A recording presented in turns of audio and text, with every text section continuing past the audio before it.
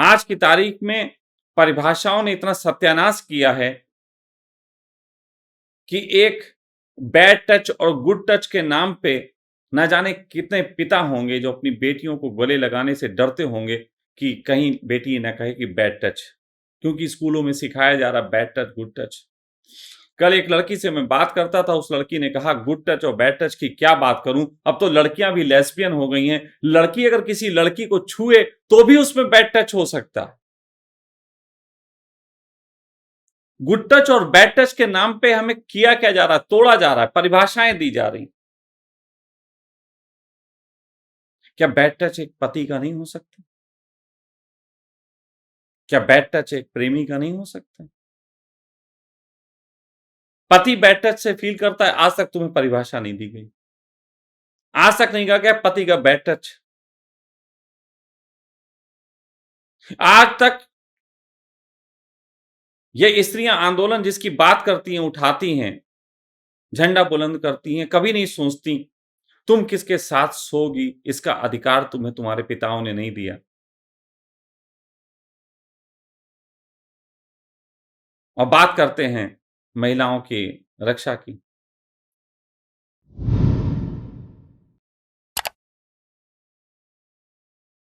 बहुत तरीके की चीजें हैं जो मैं तोड़ूंगा। परिभाषाएं जहां जहां इंसानियत को खंड खंड करती हैं, स्त्री पुरुषों में ऐसी ऐसी हिंसा, ऐसी नफरत फैलाई जा रही है, ये गुड टच और बैड टच और ये गुड और बैड के नाम पे, परिभाषाओं के नाम पे, स्त्रियों के शोषण के नाम पे, पुरुषों के शोषण के नाम पे। आपको पता नहीं हो, ऐसे पुरुषों ने भी ऐसे संगठन बना लिए जहां पे वो शोषित पुरुषों की मदद की जाती है।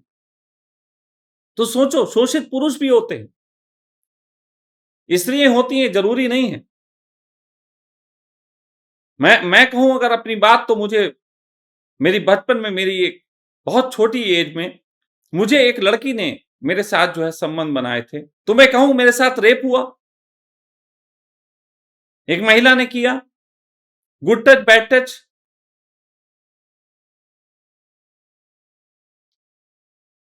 लेकिन नहीं, तोड़ा जा रहा है। स्त्री पुरुष की बात मैं यहां पे सबसे पहले इसलिए उठा रहा हूं कि दुनिया में परमात्मा ने सबसे पहले दो जातियां पैदा की थी, स्त्री और पुरुष। और दुनिया पे कब्जा करने वालों ने, दुनिया को खंड खंड करने वालों ने सबसे पहले मनुष्य को खंड खंड किया।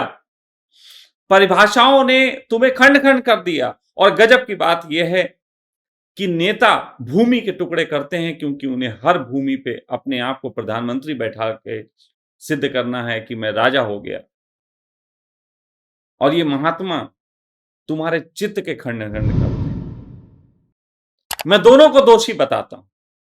जितनी लड़ाई मेरी नेताओं के खिलाफ है कि भूमि के टुकड़े मत करो, उतनी ही लड़ाई मेरी नैतिक पुरुषों से और महात्माओं से है जो लोगों को खंड खंड करते हैं। आज हालत ये हो गई है कि इतना खंड खंड कर दिया गया है कि मैं ये गिलास ऐसे करके उठाऊं और ऐसे करके पानी पीऊं, तो इसमें भी कोई नैतिक महात्मा आ सकता है, आयुर्वेद वाला, जो कह सकता है बैठ के पानी नहीं पीना चाहिए। कोई आ जाएगा मादरचोद साला कहने की ये बैठ के पानी नहीं पीना चाहिए कि खड़े होके नहीं पीना चाहिए। नहीं माननी किसी की, मुझे मुझे जैसे पीना होगी मैं पीऊंगा।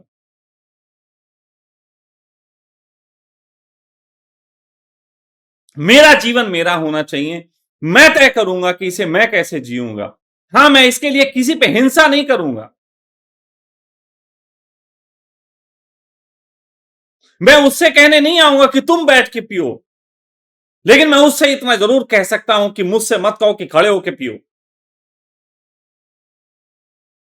एक पानी के पीने में भी खंड खंड कर रहे हो मुझको,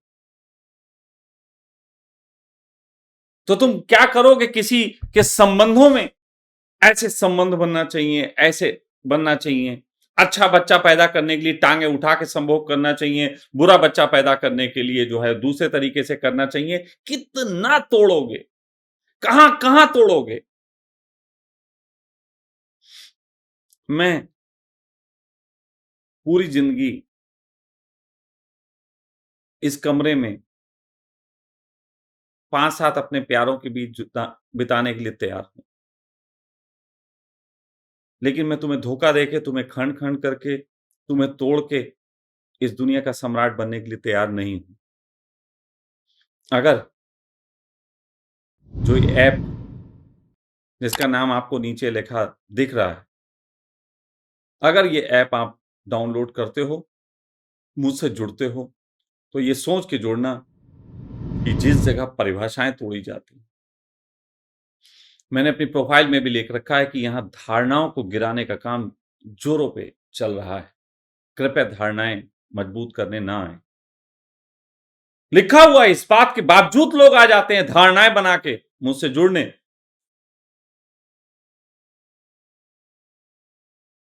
मुझसे धारणाएँ बना के जुड़ो मत, क्योंकि मैं धारणाओं को पैदा करने के लिए ही पैदा हुआ हूँ।